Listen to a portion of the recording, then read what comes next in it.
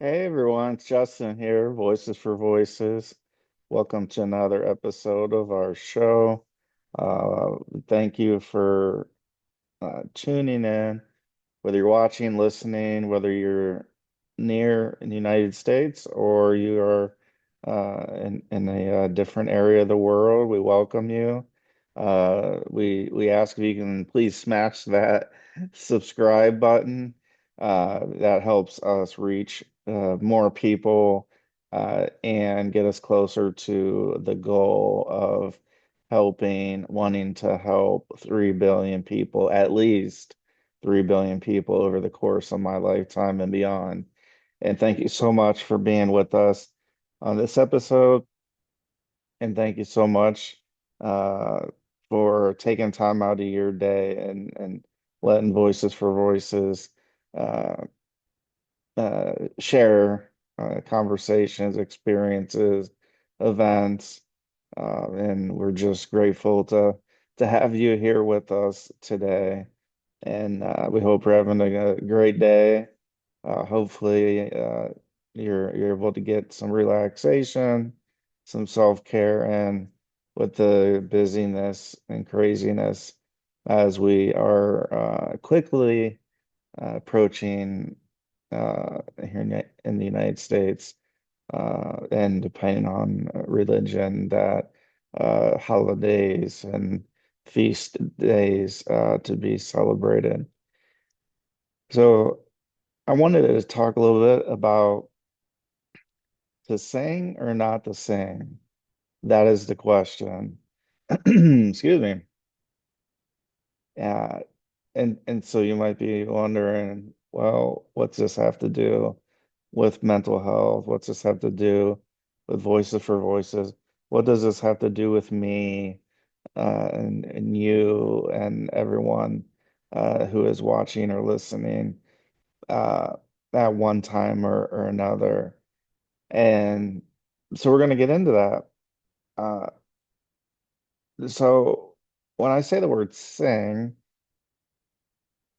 it's just that. It's our way of singing to a melody, to lyrics, to words that have been written. Uh, and I'm talking everything from, for me being at church and having, the uh, gather book that has songs and the readings or responsorial psalms, and then there's uh, other music that is played throughout the mass, which is what we call gathering together. Uh, and and growing up, clearly not knowing, the customs of the different prayers, the different recitation, where the priest, the pastor, uh, shares and then asks the congregation to respond. And so it's just the ebb and flow of the mass. And there are different parts where there are some singing parts. And that doesn't mean that anybody has to be a great, phenomenal, Grammy Award winning. I mean, we don't have to be the best singer. We just sing. And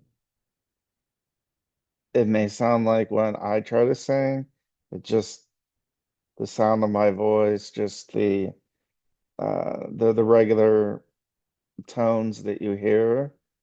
And that's fine. That's great. And so we're going to get to a deeper message of singing. But first, I want to say that you hear the word sing, we automatically think of what music are we listening to, where, there's an artist that's singing, whether we, go to a place of worship, and if there is singing, or even, prayers that are recited. Uh, and so growing up, uh, and even so a little bit to this day, being, insecure, thinking and being worried about what others think and how they're judging me. Uh, Singing is one of those areas that it's easy to fall into that trap of, well, that person's terrible. That person's great. I really like that person's voice, how how they sing their songs. Uh, and then that kind of points us in a direction of the type of music we like, the words, maybe the lyrics connect with you on a deeper level than just the song level. Maybe there's deeper meaning. So first off, I just want to say, if you want to sing, sing, and don't let anybody tell you otherwise. Sing. Nobody's perfect. Again, nobody's perfect. I'm not perfect. You're not perfect. Nobody's perfect. So don't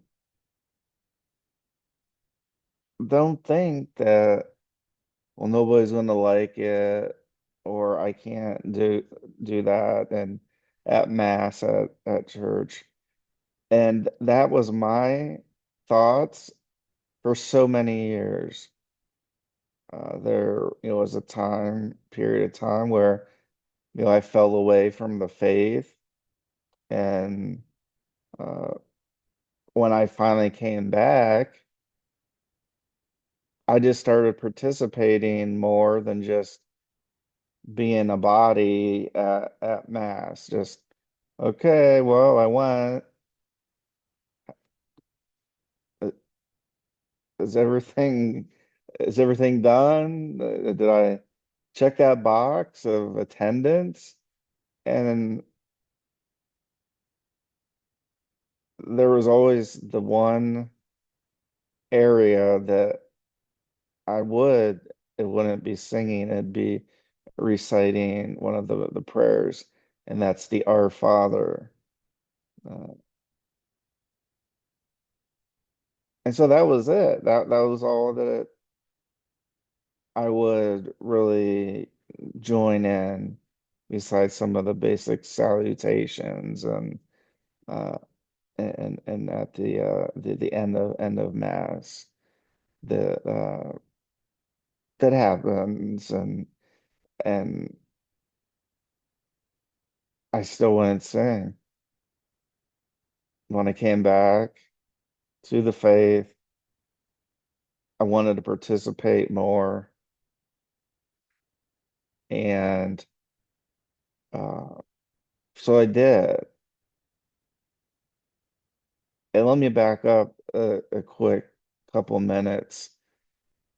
So before I fell away from church and mass and that, I was just as I mentioned, just as shy, insecure. People are going to hear my voice, and it's not great. So I'm just gonna, just kind of nod my head and check that box that I attended.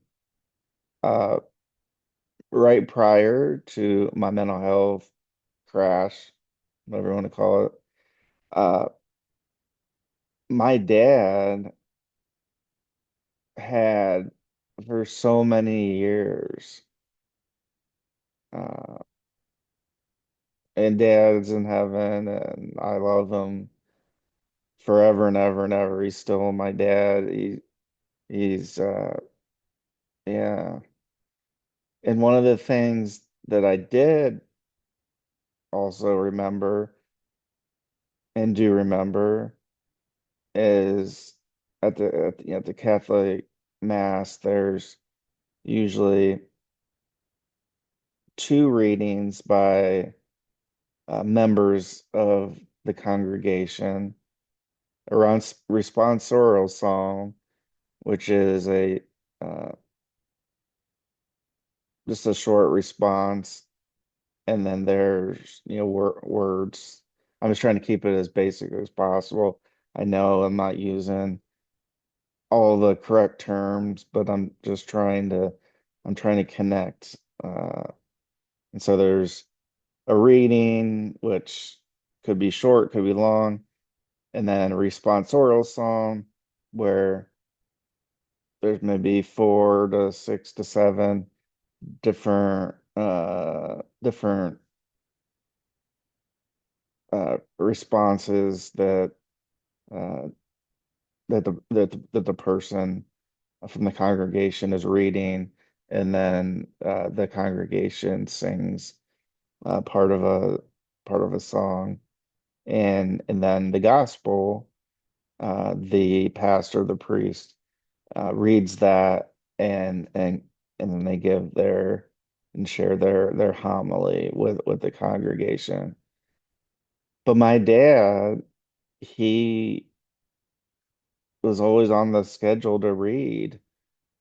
And over the years, whether it was once a month or uh, once every 2 months or twice a month, or uh, the schedule would be put together. But I remember my dad always stepping up to the plate when it was his turn to read. And it might be part of why I am and why I'm as vocal as I am. And we are Voices for Voices because I remember and will always remember and getting even, nervous, those butterflies of when he would go up and he'd be walking up to the lectern to read.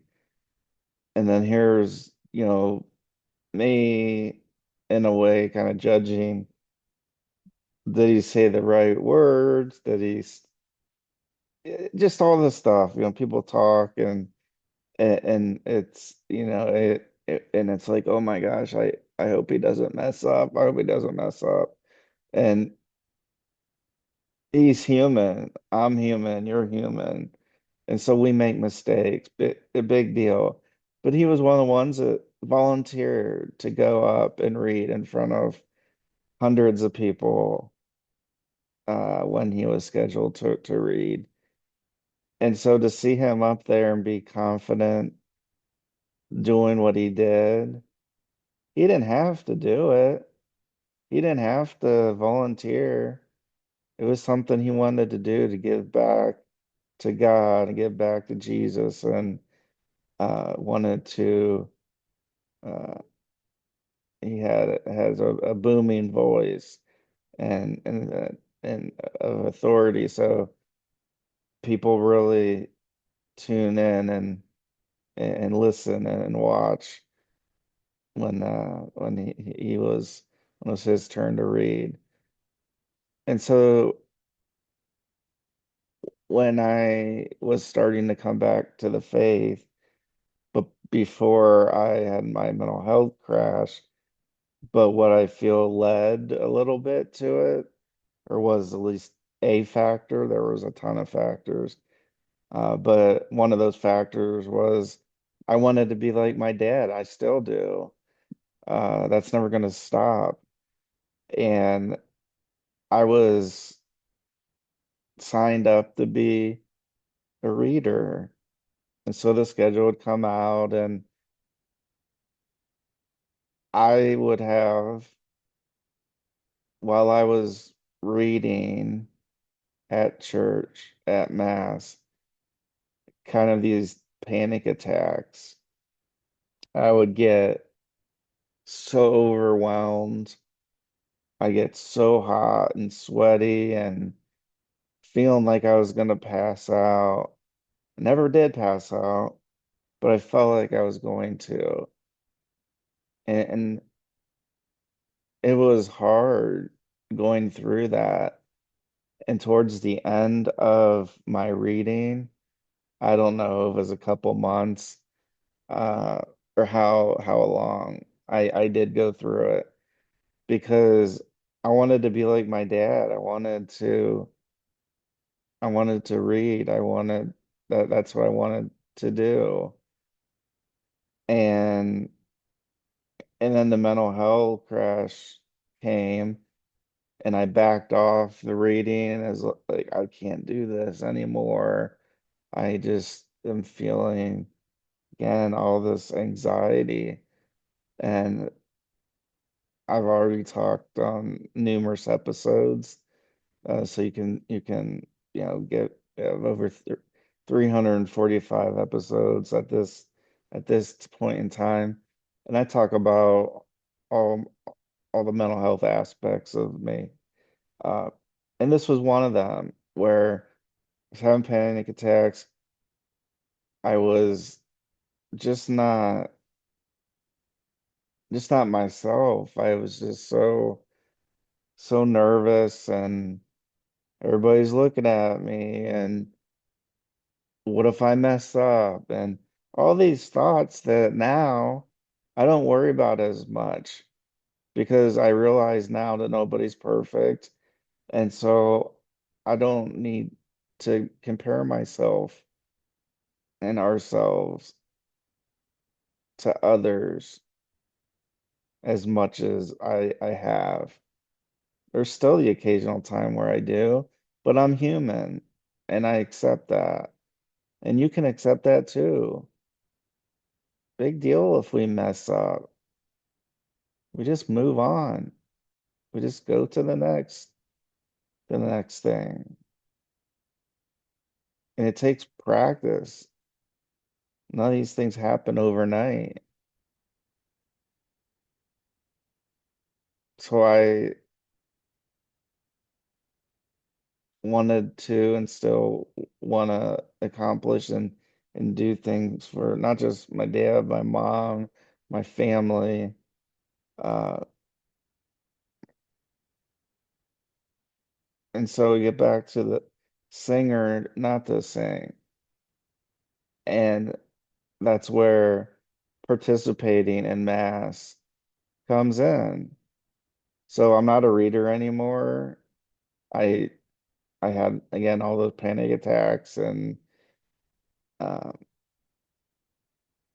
that's one place that I at church where I'm okay being a participant, just being an attendee.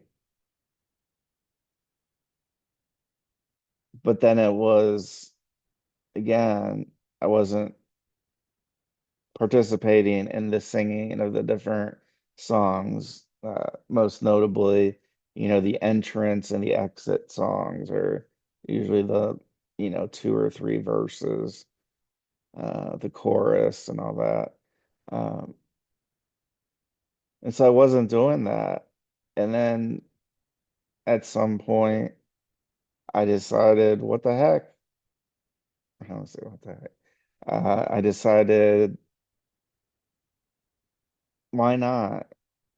And then I started participating and singing the the different parts throughout the mass as well as the entrance and exit hymns. And so just coming from mass and church, where now I'm filming this after I've returned from mass, that I participate as much as I can, as much as I'm comfortable with. And so the message here is do the same. Participate as much as you're comfortable with. Don't worry about what other people think. It's easier said than done. Trust me. I know it. It's much easier to look at somebody, to look down on them, to whatever. It's easier to do that than actually do it. And and so I want you and all the other thousands, millions, billions of people that watch and listen to Voices for Voices, that tune in, to do what you're comfortable with. Stay in your comfort zone. It may be every once in a while, try something that's outside your comfort zone. So for me at church, I didn't participate in all the aspects right away singing. It would start with, well, do I know this song or don't I know this song? If I know it, then I'm more apt to participate and sing. If not, then I wouldn't. Then I would just stay quiet. And so it would start with that. And then it would get to the point and where I would, say internally to myself, okay, well, I don't know this song, but I'm just gonna sing it anyways, or I'm gonna try to, or just stay on key as best as I can.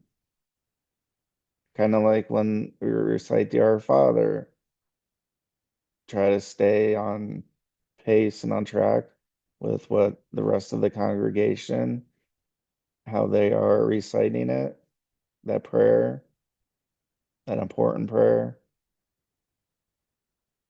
formed by uh, you know, divine intervention. And so that's the message. Whether it's singing, whether it's writing, whether it's sign language, whatever way you're able to communicate, and for caregivers, the same thing. However, the person or persons you're caring for are able to share in their own way. That's a voice. The easiest thing when somebody hears the word voice or is told the word voice is somebody talking, like I'm talking now, or our guest talk. But there's so many other forms of voices, and we want to include all those. A voice is universal. Everyone has a voice, whether they're able to communicate like me or like others or not.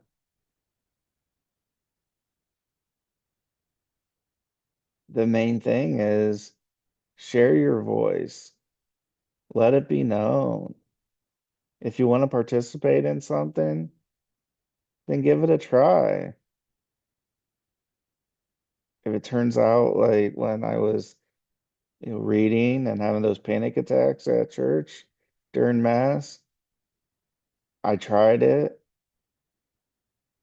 I could, I guess, try it again, but I would just rather not because I know the way my body and mind are that it'll be another date scheduled on the calendar where I'll have to be in front of people that I don't know, and sometimes some of the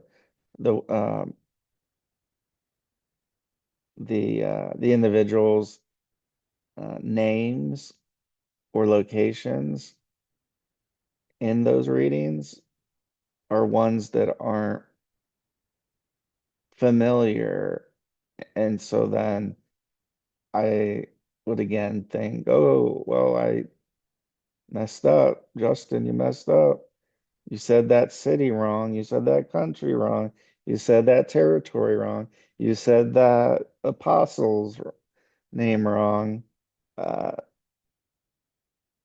and so for me, I gave it a try. Could I do it now? I probably could. I probably could.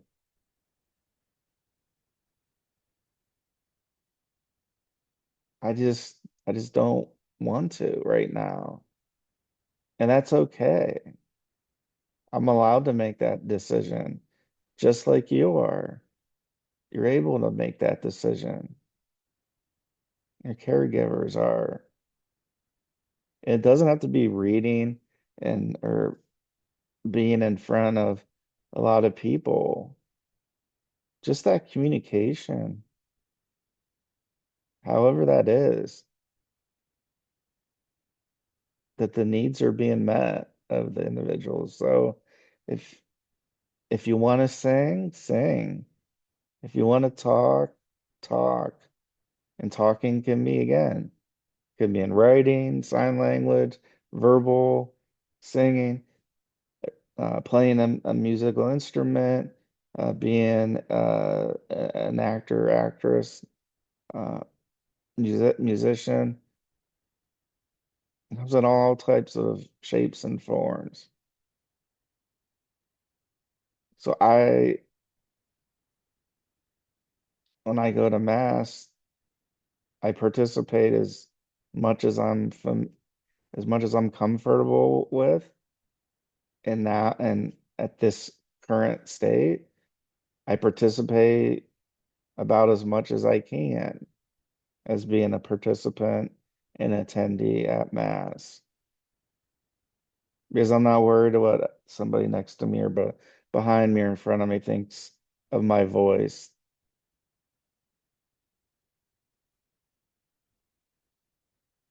And I've grown more and more comfortable with my voice. And that's all that matters. So thank you for joining us.